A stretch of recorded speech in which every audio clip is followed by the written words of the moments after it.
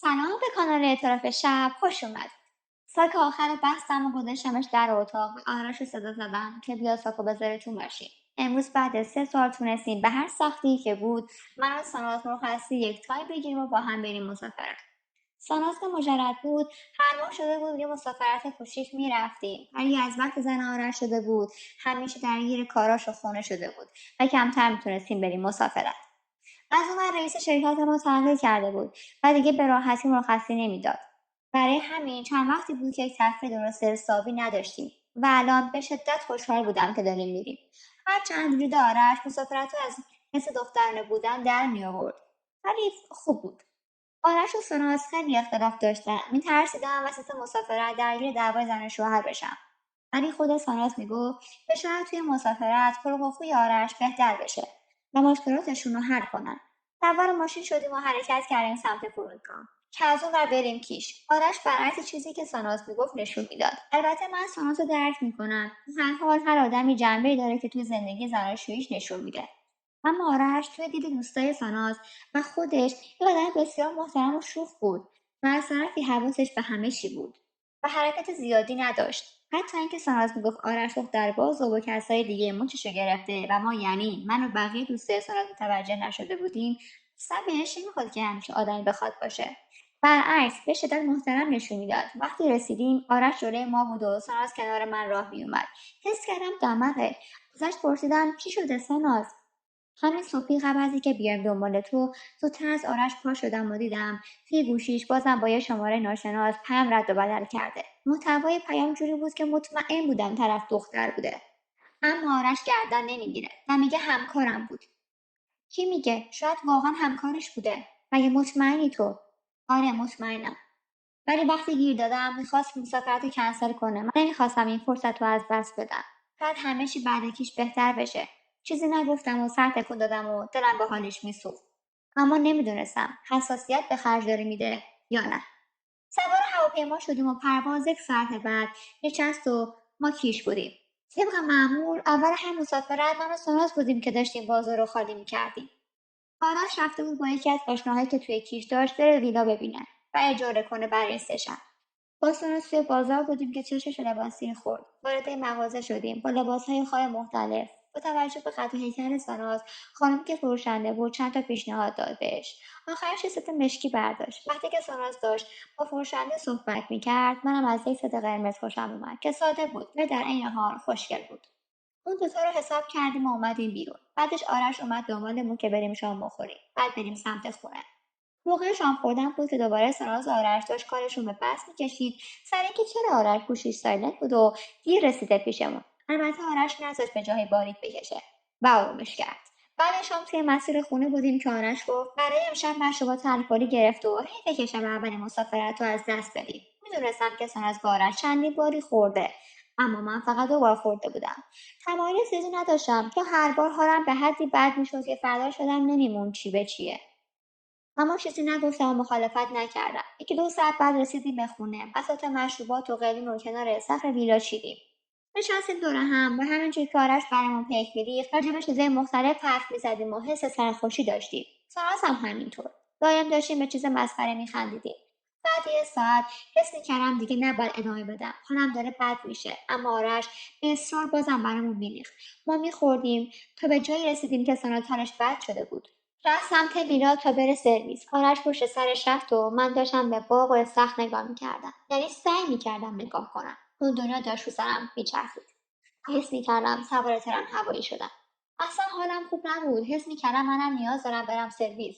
از جام که بلند شدم 2 قدم که رفتم جلو تلو خوردم و افتادم زمین.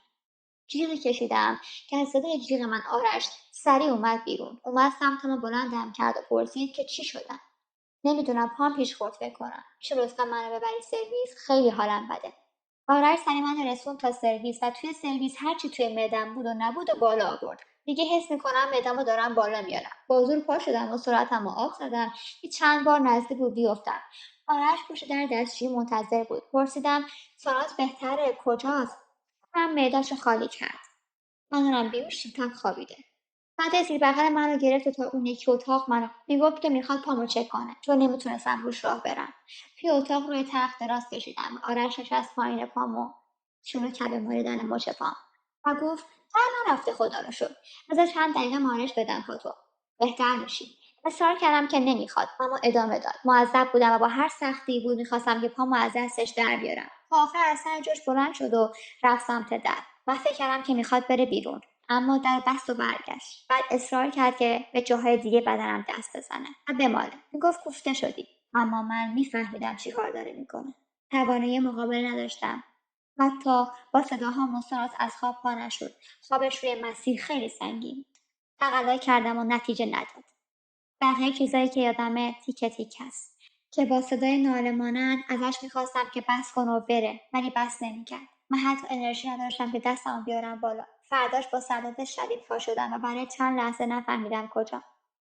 ولی بعد چند ثانیه و شروع شدن درد مچ پام، همه اتفاقای دیشب به ترتیب یادم اومد. خندیدن با ساناز، افتادن کنار استخر توی سرویس بهداشتی آرش و اون اتفاقی که دیشب افتاد. دستامو گرفتم جلوی دهنم و بغض کردم. خاک تو سرم شده بود. وای وای، کاش نمیخوردم، کاش کنترل خودم رو داشتم، میتونستم پسش بزنم. سانازو بگو چجوری تو چشماش نگاه کنم. حتی نمیخواستم از اتاق برم بیرون که ساناز یه ساعت بعد در حالی که سرش گرفته بود اومد توی اتاق و ازم پرسید که سردرد دارم یا نه.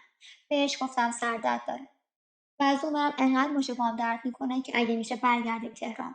اصرار کرد که همونجا بریم دکتر، اما نمیتونستم. بازم اصرار کردم که برگردیم و این شد که سفر 3 روزه ما به کیش روز اول تموم شد و برگشتیم تهران. توی کل باقی اون روز و توی مسیر به چشمای ساناز و آرش نمیتونستم نگاه کنم. وقتی رسیدیم به خونه رفتم زیر دوش، زدم زیر گریه. اتفاقی افتاده بود، یه جوری نمیتونستم حلش کنم. 2-3 روز توی همین درگیری و فکر و خیالها بودم و نمیدونستم به ساناز بگم یا نه. از اینکه بهش خیانت شده بود ناراحت بودم، ولی نمیتونستم بذارم اینجوری بمونه. از طرفی نمیتونستم بگم شوهرش با من بوده. ساناز میشکست و شاید هیچ وقت خوب نمیشد. بعد از 3 روز دمدمای ظهر بود که به گوشیم پیام اومد. وقتی چک کردم دیدم آرشه. گفته بود سلام من خانم، خوبی؟ میشه بیای پیشم؟ خونه تنها، ساناز خونه مامانشه. از شدت وقاحتی که توی پیامش بود شوکه شده بودم. باورم نمیشد یکی بتونه انقدر آدم مریضی باشه. جوابشو دادم خجالت بکش، واقعا تو اون شب بدون اجازه من به من دست زدی، الان بهم پیام دادی. برو خدا رو شکر کن تا الان به ساناز نگفتم و ازش شکایت نکردم. یعنی نمیخوای بیای عزیزم؟ پس این فیلمی که دست منو بفرستم برای برادرت یا برای پدرت، اشکالی نداره، راحت باش. بعد یه ویدیو برام فرستاد. چیزی که میدیدم باور نمیکردم. از من فیلم گرفته بود. اتاق توی کیش، اون فیلمی که هم صورت هم پوشه هم بدن برهنم. بدتر از این امکان نداشت. دلم میخواست اون لحظه بمیرم.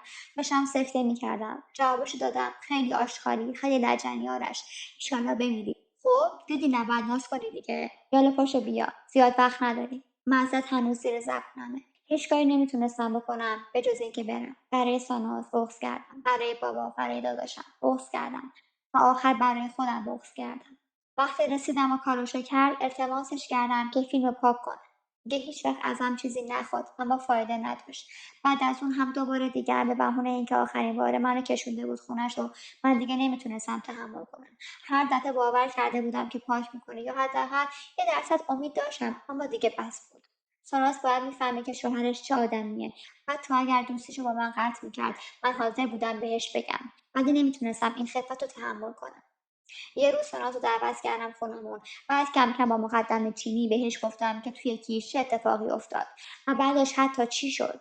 حتی راجع به فیلمی که آرش ازم داشت بهش گفتم. چند ساعت گریه میکرد، همش زیر لب میگفت میدونستم آرش چه آدمیه، حس میکردم، نمیخواستم قبول کنم. هی جملاتی مثل اینو تکرار میکرد. من هیچی نمیتونستم بگم.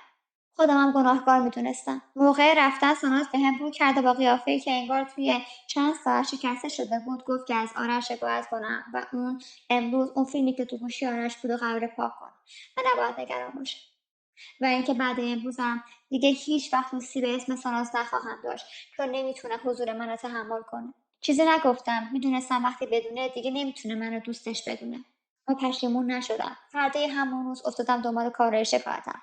اون پیدا کردن یه پارتی کلوف بدونه که خانوادم بفهمن از آرش شکایت کردم. چند تا اتهام سنگین خورد و با اینکه شاهد نداشتم اما چند سال زندان و جریمه براش بریدن. از اون برم ساناز ازش طلاق گرفته بود و برگشته بود خونه باباش. براش خوشحال بودم که داره باهاش کنار میاد. روزی نبود که آرش زنگ نزن و پیام ند و التماس نکنه، اما کوتاه نمی‌آمدم. آخر دادگاه به نفع من تموم شد. توی چند ماه زندگی آرش را نابود کردم و این بهترین انتقامی بود که میتونستم ازش بگیرم. حالا نه زن و زندگی داشت، نه سرمایه و نه هیچ چیز دیگه ای. و روز به روز شکسته تر میشد و من با دیدن شکستگیش لذت میبردم.